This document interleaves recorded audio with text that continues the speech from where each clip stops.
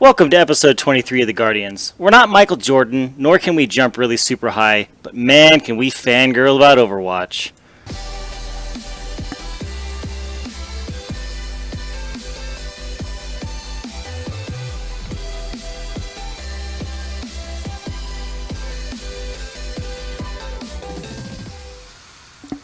Alright, so episode 23 of The Guardians. I'm sure One Eye and everyone else listening is wondering why I brought up Michael Jordan. It's just because his jersey was number 23. I don't know. I didn't have anything else to say, so yes! Another week of Overwatch, another week. Stuff was great. It's just popped into my head. But I mean, episode 23, we're live here on YouTube and Twitch, and for those of you listening in audio, iTunes and Google Music. There was a couple patches this week. A couple blue posts, quite a bit of competitive news, and I'm not talking about event results. It's been a crazy week. But before we get into that, man, I know you've been feeling under the weather this week. How you doing tonight?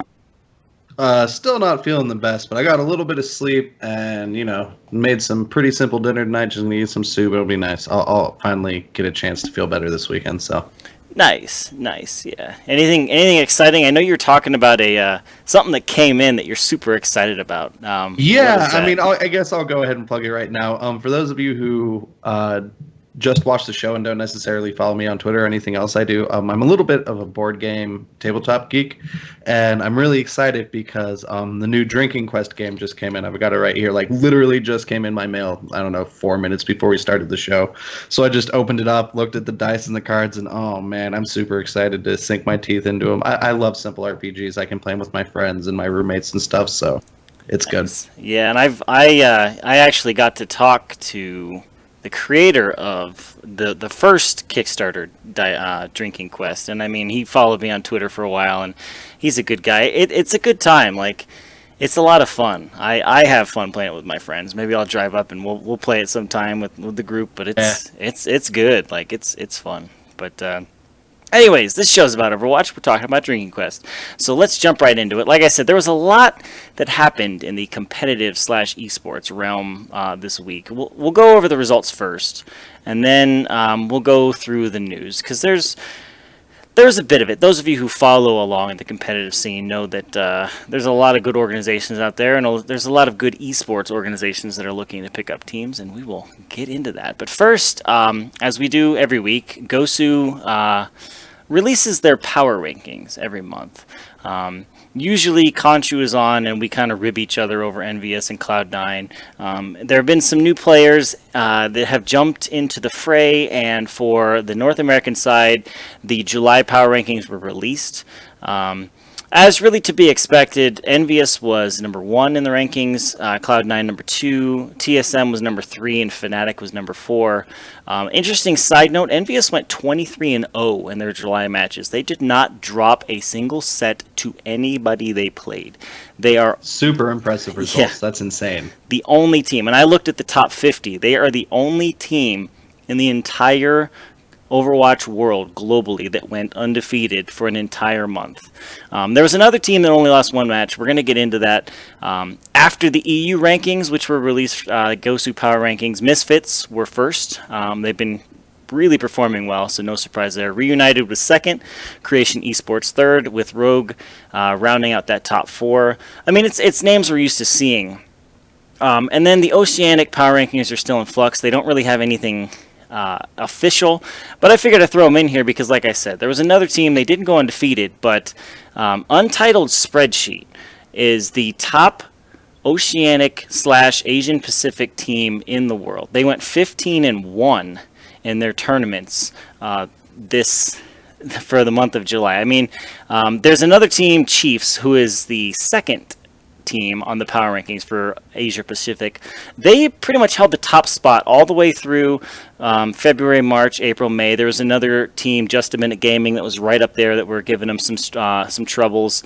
But Untitled Spreadsheet really came out of nowhere, and they went 15-1. So I mean, that's really cool, and hopefully there's enough teams that get into that Asian Pacific region so that Gosu releases the power rankings for that region. However, there's your power rankings for July.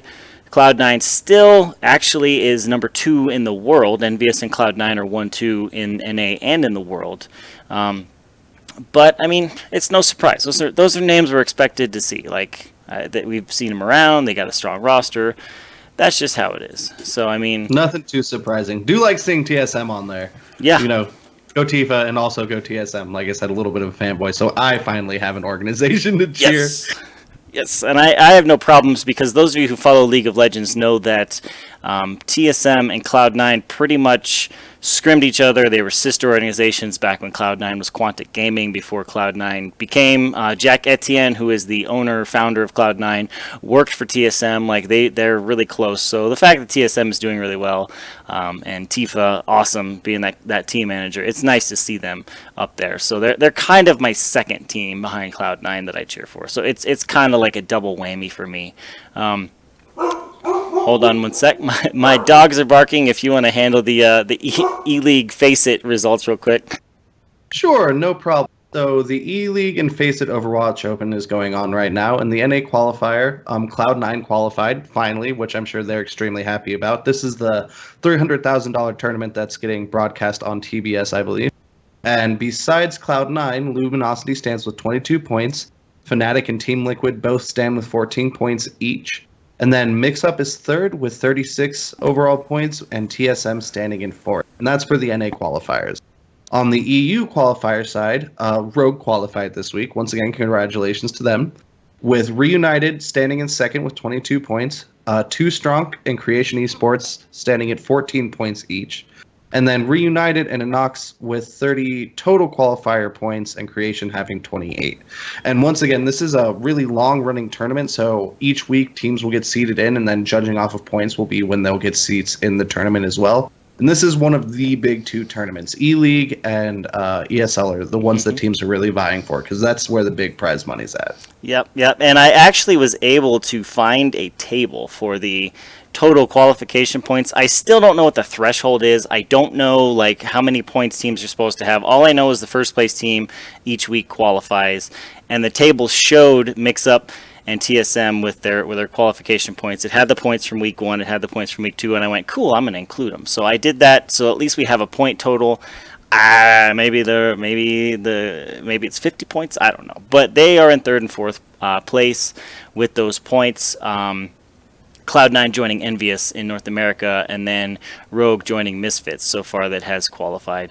ESL Atlantic Showdown is going on right now. It's been going on for a while. The final qualifiers, essentially making it into the playoffs, if you qualify through this, essentially what ESL Atlantic Showdown is, it's going to have the top American team and the top European team essentially facing each other for $100,000 at the finals at Gamescom, the 20th and 21st of August in Cologne, Germany. On the North American side, Envious, Cloud9, Fnatic, and TSM all qualified for the main event, so those are the 4 teams that will be representing the North American or the Americas region. And then on the EU side, Misfits, Reunited, Creation Esports, and Rogue are the 4 European teams. So they will all get slammed together the 20th and 21st of August, and they will play in an offline setting live at Gamescom with the winner winning their lion's share of the $100,000 prize pool.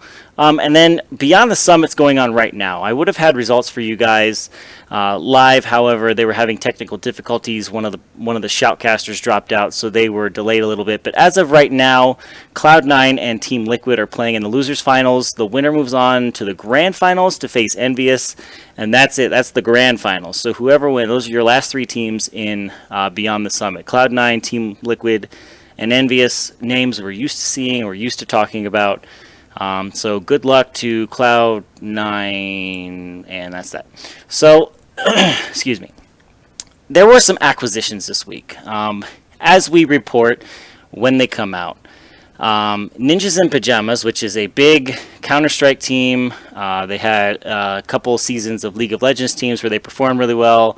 I liked following along with Deficio, one of my favorite European supports, and now he works for Riot. They picked up Finnish team SG1. So now SG1 is flying those Ninjas in Pajamas colors, and that's pretty cool. Energy signed Mix-Up. As we talked about, it looked with Tifa a few weeks back, it looked like Luminosity was having some instability. Luminosity actually dropped their roster, so they became Mix-Up again. Mix-Up got picked up by Energy, which coincidentally enough, Shaquille O'Neal tweeted 2 weeks ago, "Yo, Seagull and crew, we'd love to have you." Boom, now they're Energy. So which was super surreal for the record. Yeah. Like, the day it actually happened, my Twitter feed was nothing but Shaq memes. It was like, what's going on? Like, why is this happening? Yep, so Shaq reached out to Seagull and the boys and Shade, the girl. And so now they are under Energy. Luminosity did not sit without a team for long. They picked up Too Strong, which, as we mentioned up in the results, Too Strong actually finishing in third place for the qualifier for E-League Face It, so they are on the verge of qualifying as well. So that's another really good organization that's got picked up, a really good lineup. There's a Chinese organization, eHome. Now, I've heard of them in Dota, and they picked up the Korean team UW Artisan. Now, why should you care about that? Well, number one, it's the first sponsored Korean team that we can talk about in a while. Number two, Jiguri, who, those of you who follow along in Overwatch, there was a 17-year-old, she was 16 at the time, 17-year-old girl who was a Diva main. Or, I'm sorry, a Zarya main. She was a Zarya main at the time. Now she plays Diva. She played a lot of Zarya, and everyone was like, she's a hacker. There was a scandal that came out. 2 pro players said, if she's not hacking, then we will quit competitive Overwatch and never play again. So they actually filmed her. Blizzard Korea came and said, all right, well, we're going to watch you. They had her monitor up. They had her keyboard. They had her mouse.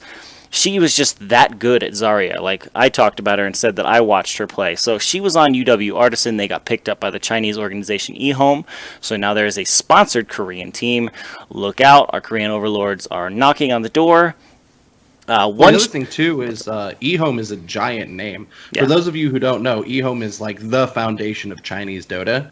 So it's like hearing Cloud9's picking up a team. Like, not only is a Chinese organization stepping in, but it's eHome. So it's super exciting.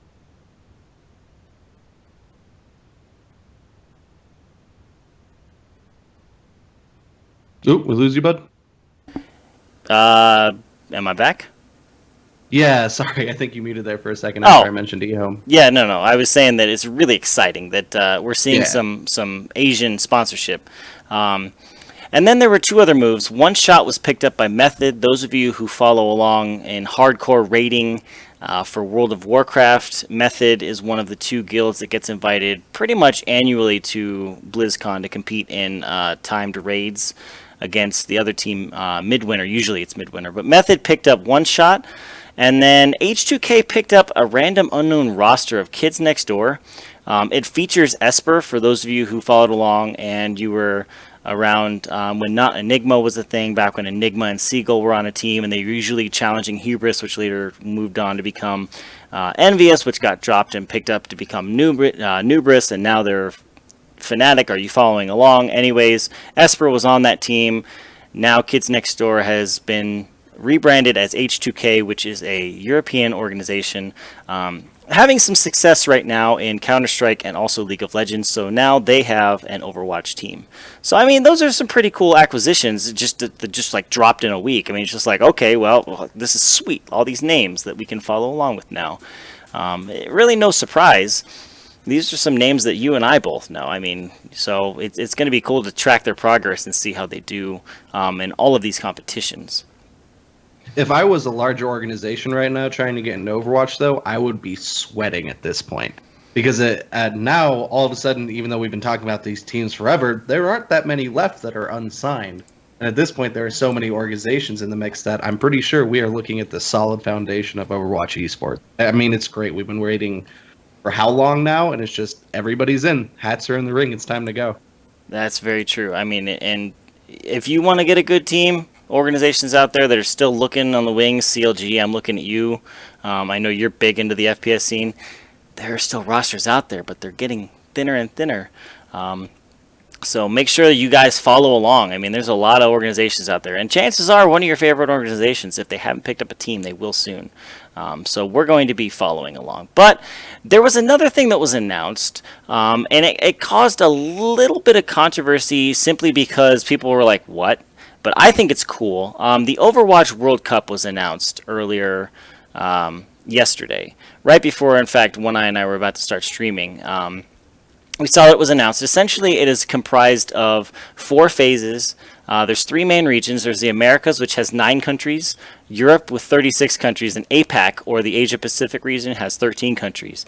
Essentially, the stage we're in now is people are able to nominate players to represent their country. For example, Surefour is one of the favorites to represent Canada. Louis, who plays for Clutch, Colorado Clutch, was nominated for the Americas, so that's really cool. The matches officially start after team captain picks in September, and it's a best of 3 single elimination format with the final tally of 6 European, 6 Asian Pacific, and 4 Americas teams competing at BlizzCon. There is no prize pool. However, it's essentially just the all-stars of Overwatch. You vote, team captains then pick, and then they compete. They're all going to be competing at BlizzCon. But what's interesting to note that they put in the announcement is that due to specific countries having server issues, ping issues, whatnot, there are countries that are going to auto-advance to BlizzCon, and those are the United States, Canada, Brazil, China, Korea, Australia, and New Zealand. And it's a little interesting that they're like, we're going to have these 16 teams competing, but these 7 countries are automatically going to be in BlizzCon. So it lowers the amount of other countries that are going to be able to field a team and maybe qualify. I think it's a cool idea. I didn't ask you what your thoughts were on it yesterday because we were about to stream, but how do you feel about this Overwatch World Cup? There's no prize pool. It's essentially just all-stars playing for fun at BlizzCon. We're going to get to watch it live when we're there. What are your thoughts? I think a trip to BlizzCon on its own is a pretty good prize, so they're not exactly getting nothing out of it, but I am super for it. The reason I like it is one of the things I like about Overwatch is it's very realistic in that it takes place in the world. All the different heroes are from different countries, and I feel like they represent their nationalities really well. So I think it's kind of cool to do a tournament that's more or less based off of that concept. Like we're getting the best players from the best countries and putting them against each other. It's like it's an all-stars match. That's what it is. So it's not necessarily super competitive, though it will be competitive nonetheless. But it's fun, and I think it's lighthearted, and I think its heart is in the right place. I'm really excited to see how many people end up watching it. Yeah. It could be huge, and I really want it to be. This would be something I would be excited to see every year. Yeah, me too. I usually go to BlizzCon every year, at least for the last few years, and I know you do the same. So, it's something we'll be able to just to scream our heads off for our favorite country, whether that be the United States or the United States. So, we'll have to see. And it's going to be cool because they're breaking it up into countries. So, you got teams right now like Envious, which is Tailspin and a bunch of Europeans. And then you've got Cloud9, which has Surefour, and he's a Canadian, and he's sitting aside or alongside people like Debet and Reaver, who are from the U.S. So they're essentially going to get split up and put on other teams. And there are players out there that are really strong in their own right, and they'll be able to pair up with the Surefours and the Reavers and the Louis and the Taimus. It's going to be really interesting to see what happens come BlizzCon time. So that was a really cool announcement. There's also some blue posts and new content. The first one that came earlier today dealt with Season 1 ending. For those of you who play competitive, Season 1 will be ending August 15th at 5 p.m. Pacific time. And they broke out how competitive points are going to be paid out. Because everyone was like, well, how's this going to work? You need 300 CPs for a gold weapon. 1 CP per win. That's 300 wins? Well, they broke it down. They said if you are in skill rating 0 to 39, you're going to get 10 CP. 40 to 45, which is where I'm currently sitting on my main account, boo-hoo, rip me, I get 20 CPs. 46 to 49, gets 40 CPs. People like One Eye, who are casually chilling in the 50 to 52 range, you get 60 CPs. 53 to 55, you get 80 CPs. 56 to 59 gets 120 CPs. 60 to 64, which is the range that my alt account is in, gets 200 CPs. And then 65 plus, so like the top of the food chain, gets 300 CPs. So at the end, if you haven't played anything other than your placements and you're 66, you're going to get a golden weapon. And then the top 500 in each region get additional icon and animated spray that will distinguish them from everyone else. And so that's really cool. I mean, how do you feel about the amount of currency that they are giving to people where they place? Let's assume that someone just played like 40 matches in competitive and won like half of them, and they finish in like 50. Well, then they're going to get 80 points, but they're still 220 off that golden weapon. Do you feel like it's enough, not enough, perfect, what? I think it's pretty good. It doesn't seem like they're giving away too much, and I do like how if you're in the top ratings, you pretty much get a free golden weapon. I think that seems pretty fair. Another thing is, and I'm not 100% sure on this, but I'm pretty sure it's based off of your highest rating that season, right? Not where you finish? Correct. Because I know that that's how they said they were doing the icon. And if that's the case, then I think that's really fair too. Like, personally, my highest rating this season so far has been 53. So personally, it makes me really want to try to get that 56 so I can break 100 and probably get a golden weapon, because we don't play a ton of competitive, you know what I mean? Yeah. But it incentivizes people playing. It doesn't really feel like it punishes any group. And even the people who just, not to sound rude, but aren't necessarily the best at the game, I mean, you still get something, you know what I mean? 10 CPs for 0 through 39 and 40 to 45 is 20. Yeah. So everybody gets a little bit of something, and I think it seems fair. I like it. Yeah. I mean, and it's cool that they released the numbers too, because everyone was wondering how they're going to do it. Like, what's the brackets? What exactly are we getting? Other than just like the icon and the spray that they released, or they announced that they were going to release for everybody who played season 1. It's really cool, and it actually gives me the incentive to get both of my accounts above 50, because right now I only have that one account that's sitting at 60 skill rating. The other one is languishing between 43 and 45. So it's going to make me want to grind up and hit 50, because I rated out at 49 on my main account. So, I really want to get that next, even if it's just an extra 20 CPs. That's 20 less wins I have to worry about. But it's really cool that they release these numbers. So now people have 12 days. Go get your skill rating, get your placements done, grind as much as you can, as many wins, see where you end up. The other thing that came out, and we're going to talk about this a little bit, the Olympics start tonight. In fact, the opening ceremony is going on right now as we speak, or is going to go on in 6 minutes. We live in Mountain Time. It's going to go on in 6 minutes. So Blizzard said, neat, we're going to do something too. So we're going to release our Summer Games promotion. So for the next 3 weeks, there are 100 cosmetic items, skins, sprays, voice lines, player icons. Every box you earn or buy in-game will have at least one summer item. I think it's really cool, but there's a little bit of a controversy in the community, and we're going to discuss this. And the controversy is there's no way to use the credits you have in-game to purchase the cosmetic items. And essentially it rewards the people that either play a ton or have a lot of money to spend. Because of the RNG, you're able to get more items. And people are saying, they're crying foul, because they're like, well, I saved up 6,000 in-game credits because I didn't really feel like buying those skins. I really want that Sprinter Tracer, and now I have to do luck of the draw, and hopefully RNGesus will grant me with a loot box. What the crap? And on top of this, if there's a duplicate, I can't use my in-game currency for that duplicate, and it's just going to go on. And I mean, Kaplan did come out and kind of justify it a little bit in a post, but I mean, what are your thoughts on this? Obviously, you're big on it too, because we were just like overjoyed that we were getting these skins and stuff. But I mean, do you share their sentiments in that we should be able to spend these credits in game for items like we do with normal skins and cosmetics, or should it just be like an exclusivity thing? Now, this is something we actually discussed in length on the Multi-Tap podcast this week, because it's a really interesting thing depending on where your gaming background is. So, like myself personally, I come from a really rich MOBA background. I played a lot of League of Legends, Dota 2, things like that, right? And so it's not strange for me to see like seasonally exclusive cosmetics. That doesn't surprise me at all.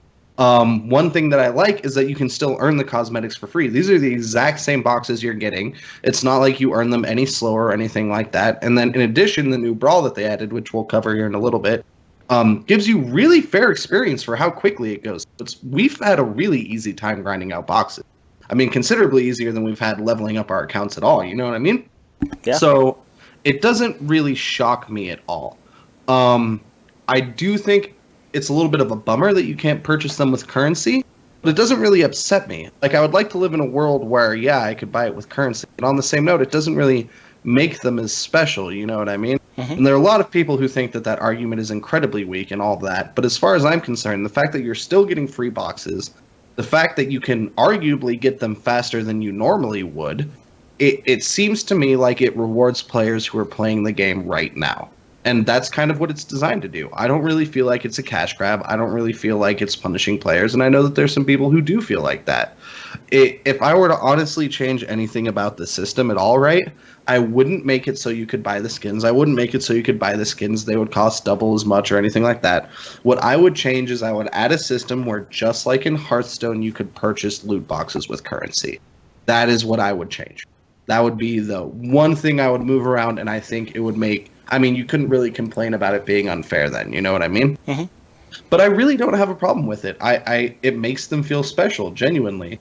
As far as people who are saying, well, I bought this game expecting, free content to be available, and since this won't be available forever, I'm salty. I felt really bad for Jeff reading the responses in that thread, because it is some of the saltiest shit I've ever seen, being completely blunt.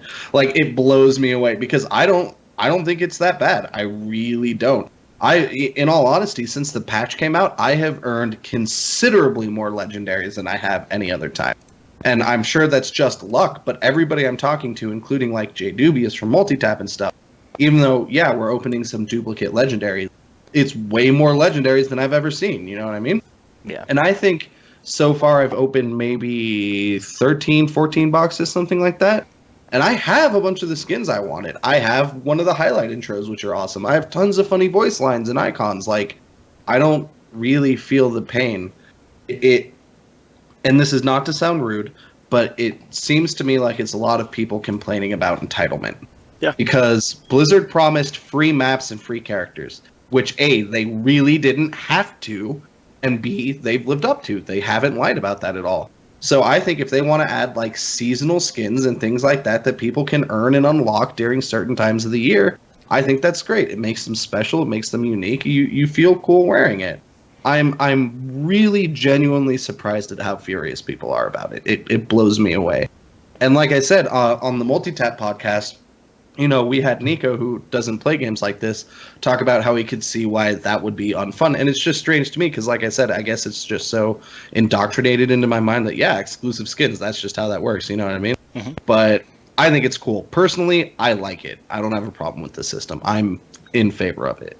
Yeah, I mean, I think it's awesome. I see one bit of the outrage. I don't see it all. I think it does. It sounds like, well, I'm not getting what I want the way I want when I want it. That's what it breaks down to for me. However, I think that people they want to be able to spend their currency. And Jeff Kaplan came out and said, well, the summer games are there, that's Rio themed this year.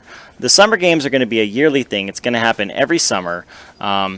So we'll have that stuff that we're going to be able to purchase every year. We're gonna have loot boxes, whatever.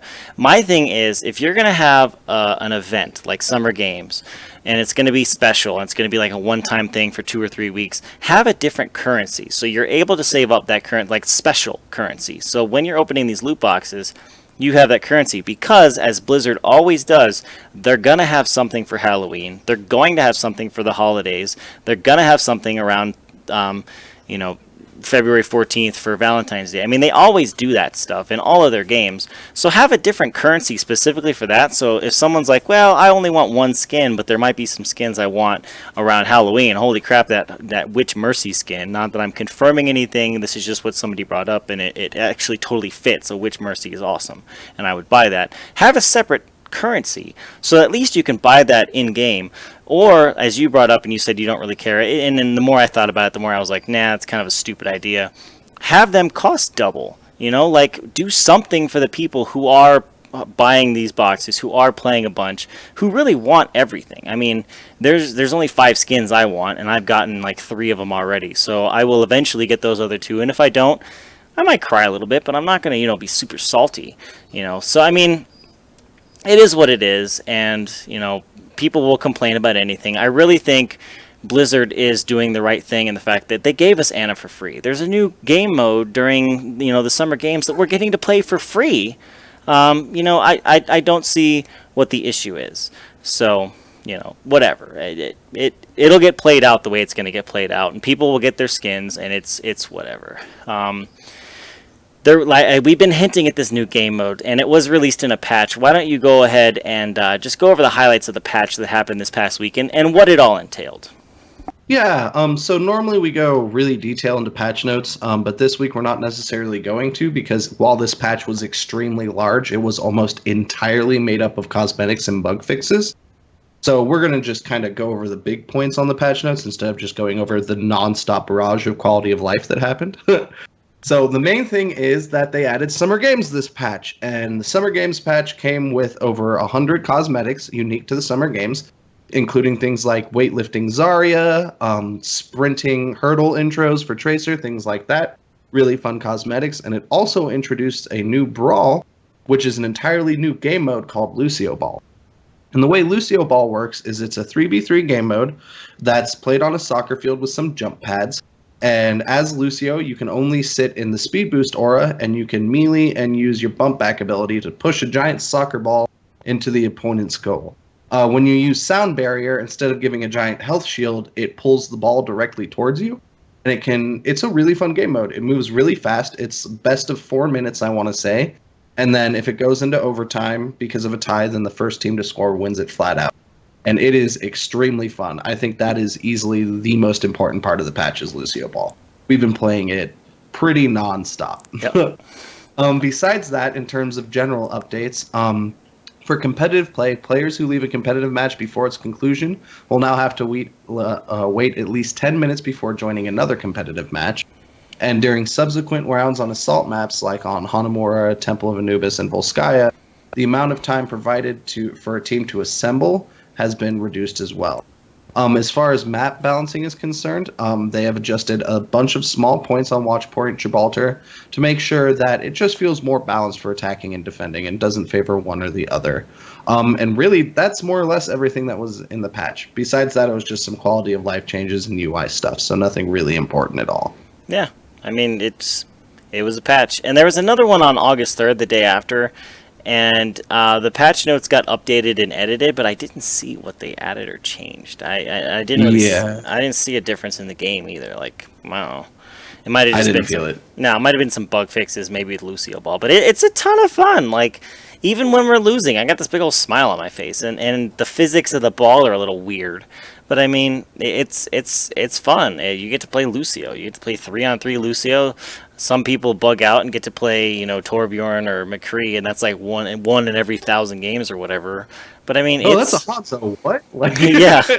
Why is this little Swedish man shooting him with the ball? I'm not even near it. But I mean, it's a ton of fun. I mean, the Summer Games patch is a ton of. The skins are awesome. I mean, I got the Striker Lucio skin. I've gotten the Weightlifter Zarya skin. You got the Championship Zarya skin. Like, you got the Diva skin, which is one of the ones I want. The only other one I want other than Diva is Sprinter Tracer. But I mean, I don't play I don't play her that much. So if I don't get it, whatever. I mean, whatever.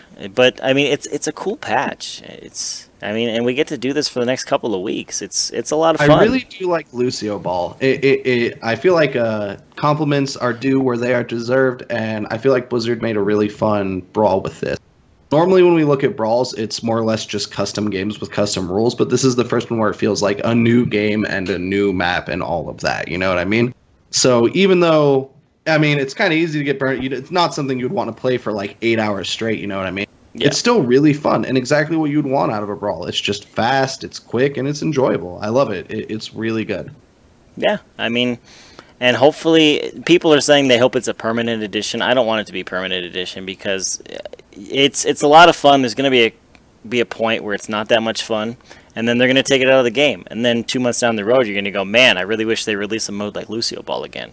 And then they can be like, oh, surprise, there, we bring it back. Or like they'll have another one, and it'll be like, cool, But to show this kind of ingenuity and this kind of resourcefulness and imagination by the Overwatch team. I mean, they just put a Rocket League type game in a shooter, and they're like, "Hey, have fun and have fun with a support that everybody likes, but nobody really likes playing because he hits with like a feather."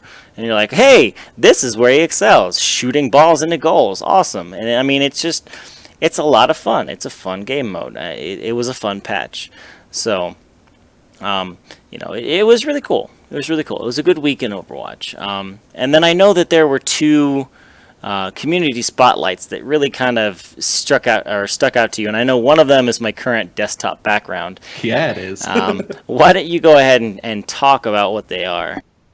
So when I was coming through the community stuff this week, the two pieces that really jumped out at me. First off, in advance, I apologize to the creator because I'm going to butcher your last name. As somebody with a Middle Eastern last name, I feel that pain and I apologize. But the first one is After the Game by Nicholas Chausui, I think is how I'm going to say that. It looks kind of French to me. Like I said, apologies for the butchery if that's the case. But it is a breathtaking piece of D.Va repairing her mech after combat. And like Hanzo's sword is sticking out of it, and there are explosion holes and flak tear. I mean, it is beautiful. I'm not surprised at all to hear its Veritex background. I recommend looking it up. It is one of my favorite pieces I've ever seen. Yeah. And then besides that, another funny comic that was released was called Attack on Winston by Scroll Zoom. And it's a funny little Attack on Titan tribute where like Mei walls off the advancing team and then Winston, all red and raged out, looks over the top just like in the anime. But I really wanted to highlight this just because the creator, Scroll Zoom, it makes my favorite Overwatch comics. I know we've talked about them earlier on in the show, and we talk about them when he releases them, but the derpy May face he draws, and just all of the comics are absolutely hilarious, and this is just a new one that's in the line of them. So once again, the first one was After the Game by Nicholas Chausui, and Attack on Winston by Scroll Zoom. So really go check them out. Fun stuff this week. Yeah, they were a lot of fun, and it's my background. I mean, the derpy Mayface, that's going to haunt my nightmares. I can't, literally every time I get frozen, because he has a comic with it, like, this is the face of terror. Yeah. And it's just every single time I get frozen, I see her lining up that shot, like, all I see is the derp face. Every single time. Every time. But I mean, it just, again, week after week, we show these community spotlights, and I mean, it's always something funny or something just beautiful and amazing or something super, super hyped, like someone's made a video or, what have you. And it's just the community's just awesome. Overwatch is awesome, and I love doing this podcast. I love playing the game. It's way too much fun. Way too much fun. But, I mean, I think that's it for the episode, episode 23. Unless you have any closing thoughts that you wanna do, we'll go ahead and do our shout-outs and our plugs and all that stuff. Yeah, I think that pretty much covers it. Yeah. Well, where can people find you, and what other projects are you working on right now when you're not doing the Guardians? As always, I can be reached over at Twitter at NA1I. That's probably the easiest and most effective way to reach me. During the week, Monday through Thursdays, I stream at the same time you do over on my own channel, which is Twitch TV/HOTS1I. Stands for Heroes of the Storm, because like I said, MOBAs, gotta love them. And then besides this podcast, I also do the Multitap podcast, which happens once a week on Wednesdays at 9 p.m. Mountain, which is 11 Eastern, I believe.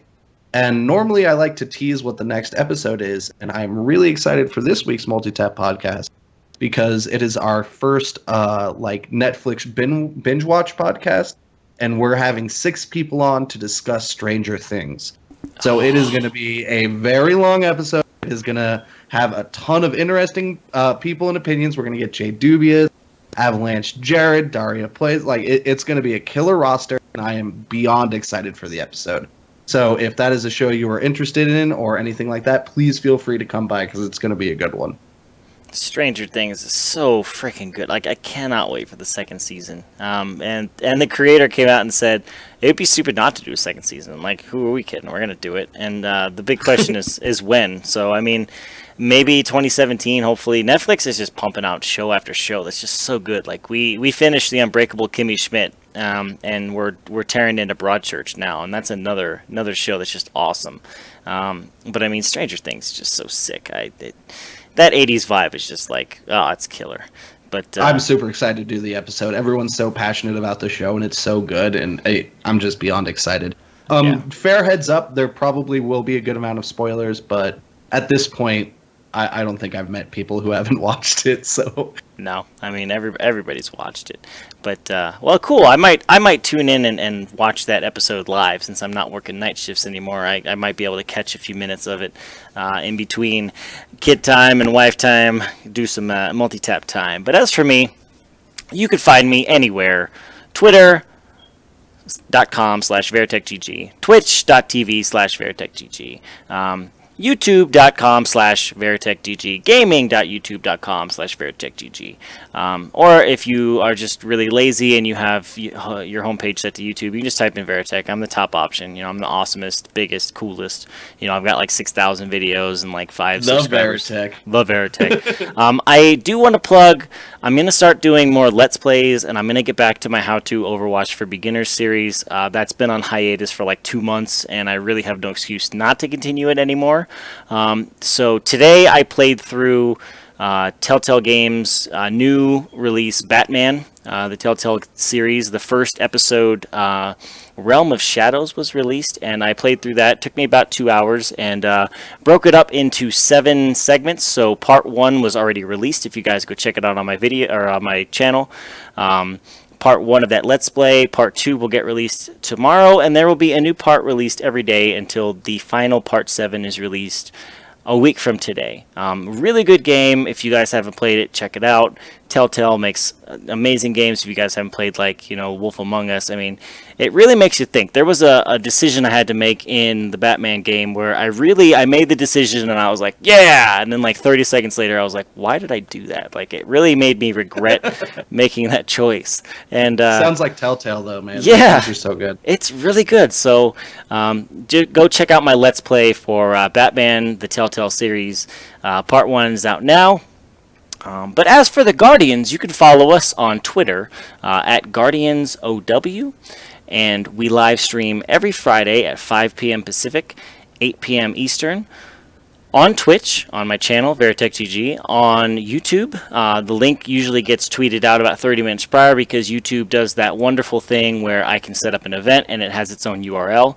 And if you don't catch it live, it's on there as a VOD. You can just check my channel. It's set up under a playlist for the Guardians episodes, so you'll be able to see that. And for those of you who are listening, you can find us on iTunes, Google Music, and Spreaker. Just search for the Guardians. I usually upload the episode within 24 hours of us finishing.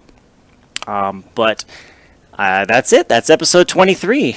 If you guys aren't playing Lucio Ball right now while listening to us, what's wrong with you? Go play it. As for One Eye and myself, Veritech, we will see you guys next Friday right here, Twitch, YouTube Gaming. See you then.